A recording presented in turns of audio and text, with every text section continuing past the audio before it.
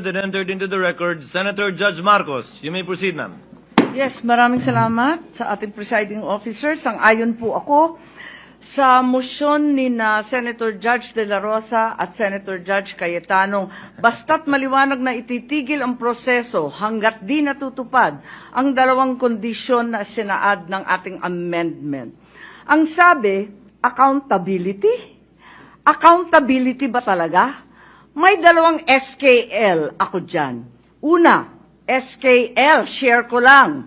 Share ko lang na si VP Inday Sara ay sinampahan ng kaso sa Komisyon ng Audit, ang COA, sinampahan ng kaso sa Supreme Court, sinampahan ng kaso sa iba't iba pang korte, sinampahan ng kaso ng Department of Justice, pati na rin ng PNP, at sinampahan ng kaso ng disbarment. At kanina lamang, may panibagong isasampang 612 million na namang confidential fund ng OVP at ng Department of Education. Walang tigil na kaso. Kung accountability ang tunay na gusto ng mga birit ng birit, bakit hindi paghusayan ng mga kaso para panagutin si VP Inday sa mga yan? May multa yan, may kulong, if ever mapatunayan. Aba, damang-dama ang accountability kapag ganyan. Itong impeachment na inipit, inupuan, nilimliman, minadali, ibinalibag sa Senado sa dulo ng sesyon. Ito ay ang pinakamaliit na iskinita ng accountability na yan. Itong ipinipilit na impeachment, aminin man nila o hindi, ay para lamang manira ng imahen ng isang publiko at walang uuwian, kundi pag-disqualify kay VP Inday Sara para sa eleksyon ng 2028. Yun lamang ito. Pinahihirapan pa natin ang ating mga sarili.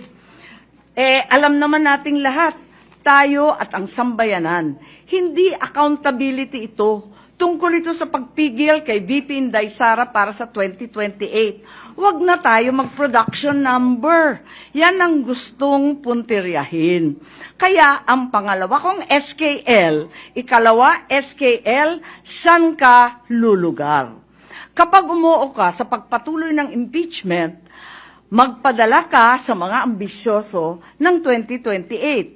Kapag pinadismiss o pinaremand mo naman, sasabihan kang pinoprotektahan mo si Inday. SKL, saan ka lulugar? Ako sa tama. Magpakatotoo tayo, mga kapatid na hukom at senador. Malayo pa ang 2028. Maraming gutom at naghihintay ng serbisyo mula sa Senado. Hindi tanga ang Pilipino.